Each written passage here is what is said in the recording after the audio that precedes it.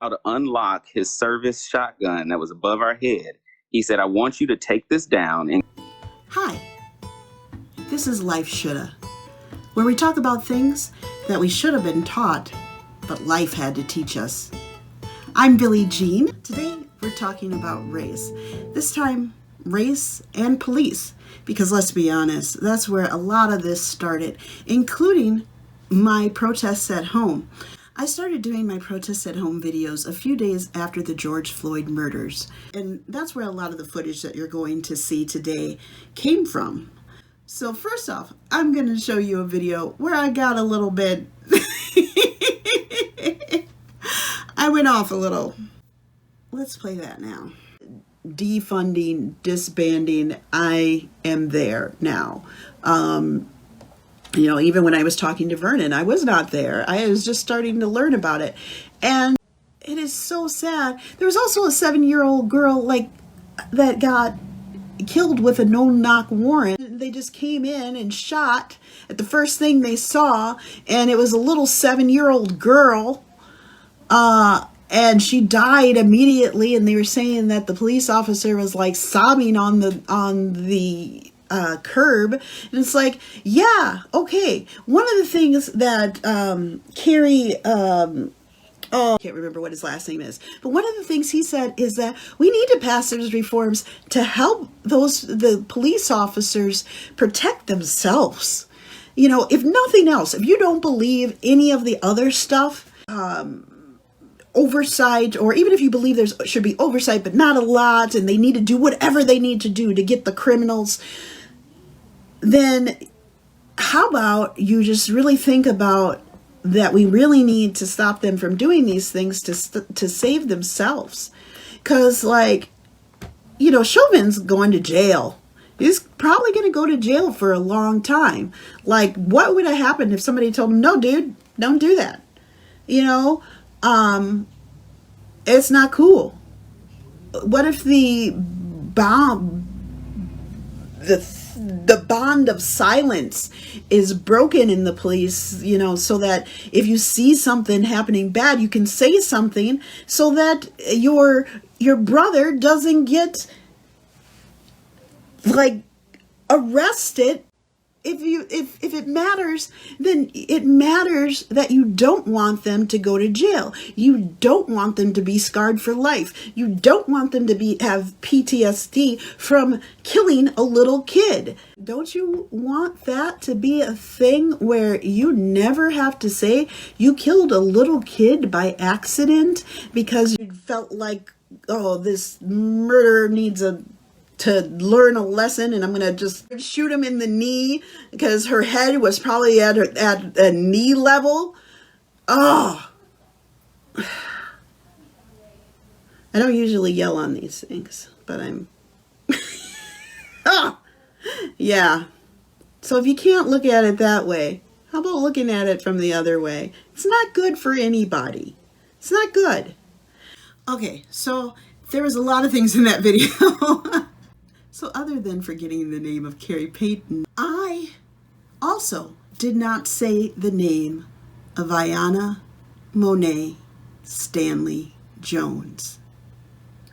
That's that little 7-year-old girl's name who was killed. I got pretty emotional about it, and we all get really emotional about these things. And let me tell you, there's times where I have to pause so I don't get as emotional, because I want to have a communication. I want to have a dialogue, even with people that disagree with me. There was a conversation I just had online with someone who said, you don't know how the internet works. I have to call people names. I have to degrade them in order to get their attention. How sad is that? Is that what we really want to do? Is that how we want the internet to work? Which is increasingly becoming more and more of how we all communicate? If the goal is to beat someone down, it's not a good goal. The mayors, the prosecuting attorneys, the police, we don't want them beaten down. People who are beaten down do desperate things. They do. I mean, look what's going on now. Gun violence has risen so much. People are being murdered, shot left and right because people are being beat down. People who are being beat down go on the defensive. They try and protect what they have. It's important to try and have conversations with people like you would in real life. When you're all ones and zeros and words that you can type really fast and have emotional responses to things, it's difficult. It's difficult. But I want you guys to try. I want you to try. Anytime you can suggest solutions instead of beating someone down is a much better time. And I don't want anyone to think that I'm just ready for the police to be defunded tomorrow. I'm not. We have to have methods in place. We have to have training in place. We have to have people trained in order to do it. And that's awful because more people are going to die. I hate to say that. It's true, though. More people are going to die. There was just yesterday somebody who the police were kneeling on his neck on the curb, which that's a good way to snap somebody's neck. So there needs to be a whole different thing, and there needs to be a way to dismantle the police culture right now, which is going to be the very, very difficult part. And if you are a police officer that's one of the good guys, and I know there are police officers that are good guys, you can't hide behind the silence anymore. Like I said, and like Carrie Payton said, this is for you too. Defunding, retraining is going to help because you don't want that police officer to go to jail for the rest of his life, or 40 years, or 10 years, or 5 years. You don't want that person that you know and maybe like to do that. You don't want them to lose money on defense attorneys and I don't know what all they need. Therapy, definitely. Because if you shot a kid by accident, you'd need therapy. You don't want those scars on the people that you love, on fellow human beings, on fellow officers. And it's really going to be you guys. And when I say guys, gender neutral. It's really going to be you guys who change things. And you can do that right now. You don't have to wait for defunding. You don't have to wait for any of this stuff that the rest of us have to wait for. You can start speaking out right now. You can say when you see something happening that's wrong. And not just if a camera's in your face. It's going to take good police officers stepping up and saying that they want to change. And it's going to be bad for you. Maybe. I don't know. I mean, it's probably the right time for you too. It might be bad. But you gotta try. You gotta try.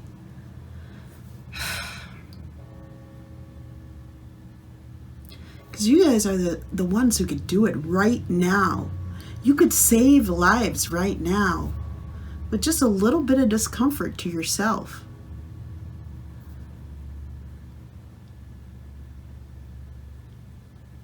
Just saying that made me a little sad because I'm worried that nobody will do that.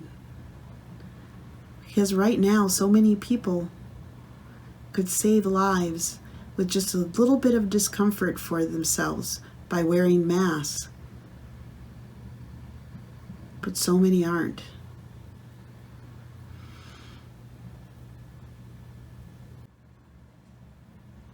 Please, be brave. If you have a loved one or a spouse who is a police officer, be brave and ask them to speak up. They're going to need you. But also, it's going to help them. You don't want to lose your loved one at the end of a person on the ground, holding down their feet, while the person at the neck is killing that person, and suddenly your loved one is on the hook for assisted murder.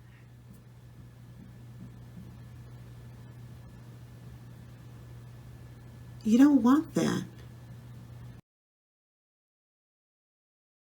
Vernon joined me for one of my protests at home talks because he was talking to me about defunding the police before I knew what it was and before I was on board with it.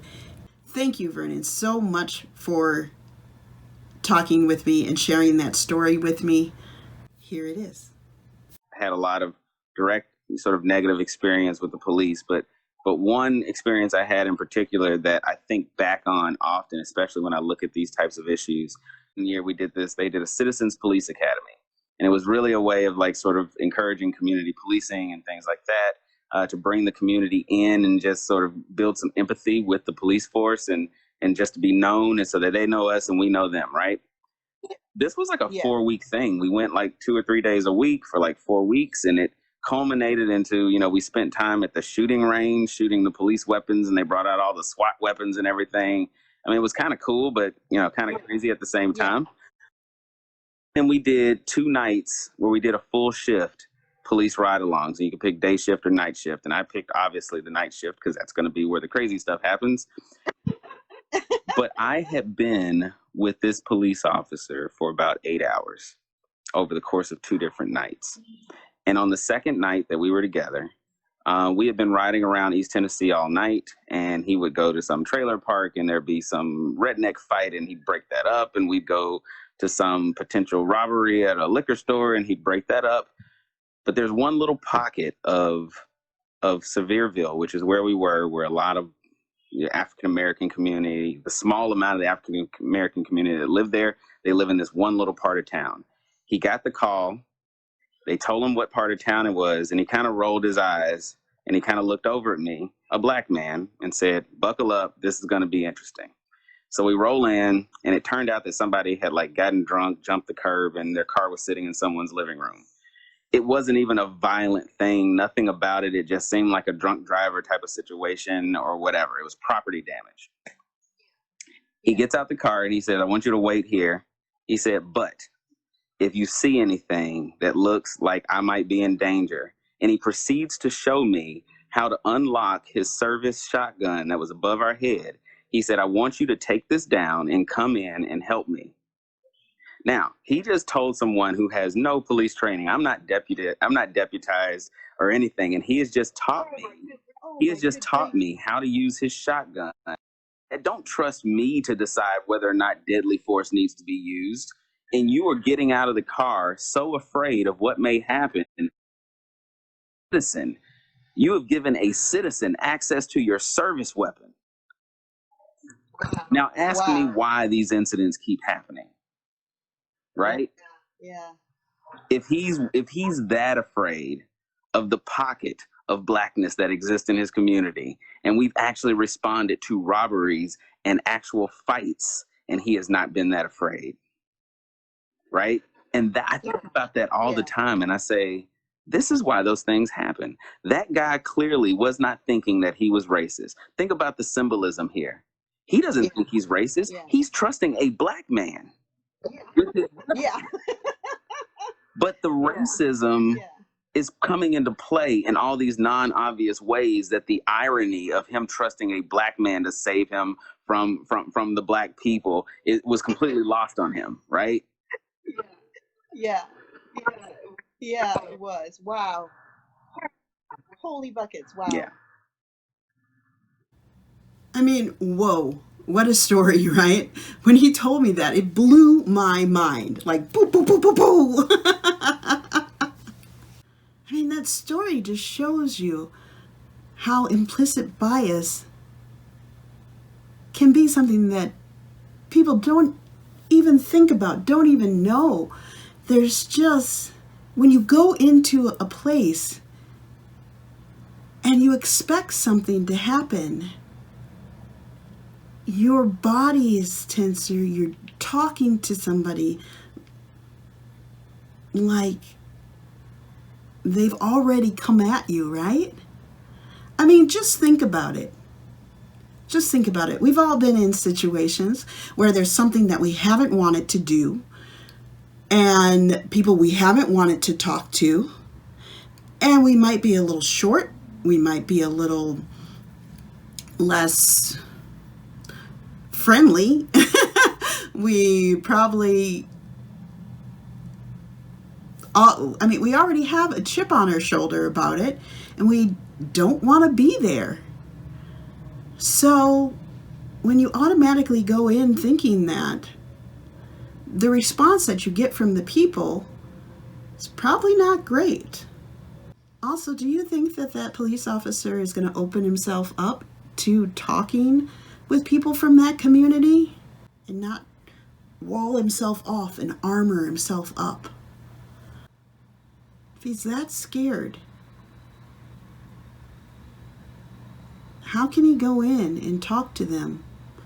He's just a human being, and they're human beings. Know how unconscious bias works and how fear works in humans. There are a couple of different things that you can listen to free on YouTube. There is Stanford Human Behavioral Biology, and it's very eye-opening. The other thing that I'm going to link to below is an unconscious bias test. All right, guys. I needed to shake it out because talking about race is hard, especially these days, and a little stressful. But I do want you guys to be the change in the world.